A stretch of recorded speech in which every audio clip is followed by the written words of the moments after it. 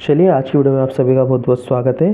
तो फिर जैसा कि हम पिछली वीडियो में पढ़ के आए ओम का नियम तथा उस पर आधारित कुछ प्रश्न हमने किए थे। क्या आज हम पढ़ने वाले हैं इस वीडियो में प्रतिरोध। देखिए तो प्रतिरोध क्या होता है। प्रत्येक चालक पदार्थ अनेक अणुओं से मिलकर बना होता है। परमाणु में इलेक्ट्रॉन नाभिक के चारों ओर क्या करते हैं, चक्कर लगाते हैं और बाह्यतम कोश के इलेक्ट्रॉन नाभिक से अपेक्षाकृत कम बल से बंधे होते हैं। क्या ठीक है। अतः ये इलेक्ट्रॉन चालक में मुक्त रूप से अनियमित गति करते हैं। क्या करते रहते हैं, अनियमित गति करते रहते हैं। जब ऐसे चालकों को बैटरी से जोड़ा जाता है तो ये मुक्त इलेक्ट्रॉन बैटरी के धनाग्रत सिरे मतलब कि धनावेशित सिरों की ओर क्या करते हैं, गति करते हैं। जब जब यह इलेक्ट्रॉन चालक में गति करते हैं तो चालक के अणु परमाणु अन्य आयन इलेक्ट्रॉन की गति में क्या करते हैं, बाधा उत्पन्न करते हैं। और ये बाधा क्या कहलाती है, आपके प्रतिरोध कहलाती है। ये तो पूरा मैंने अच्छे से एक्सप्लेनेशन करके आपको नोट्स के रूप में अवेलेबल करवाया। आपको इसको सिंपल डेफिनेशन में लिखना है कि चालकों में आवेशों के प्रवाह में चालक में आवेशों के प्रवाह में उत्पन्न बाधा क्या कहलाती है, प्रतिरोध कहलाती है। सीधा सा आपको इसमें लिखना है। क्या चूंकि प्रतिरोध चालकता के व्युत्क्रमानुपाती होता है, मतलब कि अगर किसी चीज़ में प्रतिरोध का मान बढ़ेगा तो चालकता घटेगी।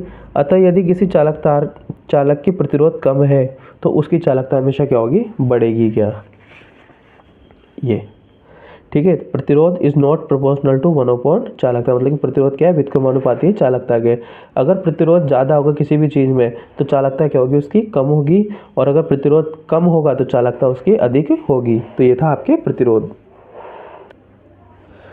प्रतिरोध के समाप्त होने पर अगला टॉपिक है अपने पास प्रतिरोधकता। इकाई लंबाई व इकाई अनुप्रस्थ काटे क्षेत्रफल वाले तार का प्रतिरोध विशिष्ट प्रतिरोध या प्रतिरोधकता कहलाती है। प्रतिरोधकता चालक की लंबाई व अनुप्रस्थ काट क्षेत्रफल पर निर्भर नहीं करती है, ये पदार्थ पर निर्भर करती है। यहाँ से क्वेश्चन बने कई बार एग्जाम में, तो यहाँ पे विशेष ध्यान रहना। एमसीक्यू में कई बार पूछा गया कि प्रतिरोधकता चालक की लंबाई अनुप्रस्थ काट क्षेत्रफल पर निर्भर नहीं करती है, तो पदार्थ किस पर निर्भर करती है, तो पदार्थ पर निर्भर करती है। फिल इन द ब्लैंक्स का क्वेश्चन था, यहाँ से क्या करती है। प्रतिरोधकता का मात्रक ओम मीटर होता है। क्या होता है, ओम मीटर होता है। अब अगला क्वेश्चन आ रहा है इसमें आगे। यदि किसी विद्युत बल्ब के तंतु का प्रतिरोध, मैंने पहले बताया था कि जो बल्ब के अंदर जो स्प्रिंग होती है बारीक सी, उसको अपन बोलते हैं तंतु या फिलामेंट्स, ठीक है, जो कि टंगस्टन का बना होता है। प्रतिरोध 1200 ओम है, मतलब कि 1200 ओम है, तो यह बल्ब 220 वोल्ट स्रोत से कितनी विद्युत धारा लेगा। मतलब कि आपको आई का मान निकालना है, उसने आर आपको दे दिया है और वी आपको दे दिया है। तो वापस सोल्व, और ये आपको लिखना है गिवन बाय। किसी भी क्वेश्चन को करने का एक प्रॉपर मेथड है, इसको आप फॉलो कीजिए, आपके नंबर कटेंगे ही नहीं। गया देखिए आर इक्वल टू क्या आ जाएगा, यहाँ पे 1200 आ जाएगा, 1200 आ जाएगा। वी बराबर 220 वोल्ट आ गया। तो आई की वैल्यू आपको ज्ञात करनी है। तो वी नो दैट, हम जानते हैं ओम के नियम से V equal to I R होता है। आई की वैल्यू अपन को निकालनी है, तो आर को कहाँ भेज देंगे, वी के नीचे। तो I equal to V upon R हो जाएगा। ये अपना मेन फॉर्मूला आ गया है। अब इसमें आपको वैल्यू रखनी है, बस आई की जगह आई आ जाएगा। वी क्या है आपके 220 है, ठीक है, 220 आ जाएगा। और नीचे क्या आ जाएगा आपका 1200 आर का वैल्यू। तो एक जीरो से एक जीरो कट गई, ठीक है। इसकी सिंपल फॉर्म आ जाएगी 11/60, ठीक है। तो ये 1.1, तो लास्ट का आंसर क्या जाएगा आपके पास 0.18 ampere is the right answer. ये इसका फाइनल आंसर रहेगा। क्या ठीक है। और अंत में आप लिख देना विद्युत धारा आई बराबर कितना है, 0.18 एम्पियर है। ये आंसर रहेगा आपका। अगला क्वेश्चन है, यदि किसी विद्युत हीटर की कुंडली, जो हीटर होता है ना उसके बीच की जो स्प्रिंग होती है, कुंडली का प्रतिरोध 100 ओम है, तो यह विद्युत हीटर 220 वोल्ट से कितनी विद्युत धारा लेगा। इसमें भी आपको आई का ही मान निकालना है। क्या ठीक है। गिवन बाय में क्या लिख देंगे, आर इक्वल टू 100 ओम आ जाएगा, वी बराबर क्या जाएगा आपको 220 वोल्ट, और आई आपको निकालना है। तो वी नो दैट, तो वी इक्वल टू क्या हो जाएगा, आई आर हो जाएगा। ये आर को यहाँ भेज देंगे इसके नीचे, तो I equal to V upon R हो जाएगा। यहाँ तक वीडियो को पॉज करके अब क्वेश्चन सोल्व आप कीजिए। देखिए आई की जगह आई आ जाएगा, वी कितना है आपको 220, और आर कितना है आपका 100। एक जीरो से एक जीरो यहाँ कट जाएगी, और 22 में 10 का बाद देंगे तो 2.2 एम्पियर आपके पास आंसर आएगा। अतः विद्युत द्वारा आई इक्वल टू कितना हो जाएगा, 2.2 एम्पियर, ये आपका आंसर रहेगा। क्या तो जिस भी बच्चों का एक क्वेश्चन राइट है उनके लिए बहुत बहुत बधाई।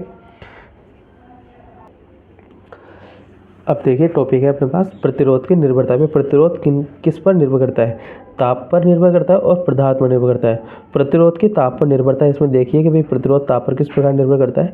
कुछ धातु जैसे कि AgCu Au, मतलब कि चांदी, कॉपर और आपका सोना, गोल्ड, ठीक है, अर्जेंटम, कॉपर, ओरम, का ताप बढ़ाने पर प्रतिरोध भी क्या होता है, बढ़ता है। जैसे जैसे टेम्परेचर बढ़ेगा वैसे वैसे इनका प्रतिरोध भी बढ़ेगा। क्या कुछ मिश्रित धातु जैसे कि मैग्नीज तथा कांस्टेंट, कांस्टेंट किसका बना होता है, Cu तथा निकल की मिश्र धातु से कांस्टेंट का निर्माण होता है।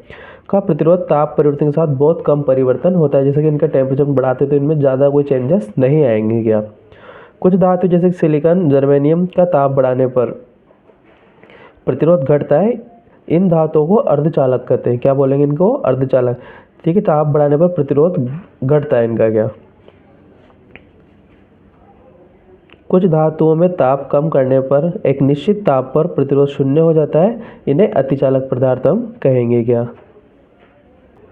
तो ये थी आपके प्रतिरोध की ताप पर निर्भरता। अब आएगी प्रतिरोध की पदार्थ पर निर्भरता। क्या तो इस पर सीधा सा क्रम है। प्रतिरोध का क्रम देखिए, ये एल्यूमिनियम है, ओरम है अपने पास, कॉपर है और अर्जेंटम है। क्या तो प्रतिरोध का क्रम है भाई, इधर घटता हुआ क्रम है। ठीक है भाई, सबसे ज़्यादा प्रतिरोध का मान होता है एल्यूमिनियम में, फिर उससे कम गोल्ड में, फिर कॉपर में, फिर चांदी में। चांदी सबसे क्या है, कम प्रतिरोध वाला पदार्थ है। क्या तो इसकी चालकता सर्वाधिक होगी।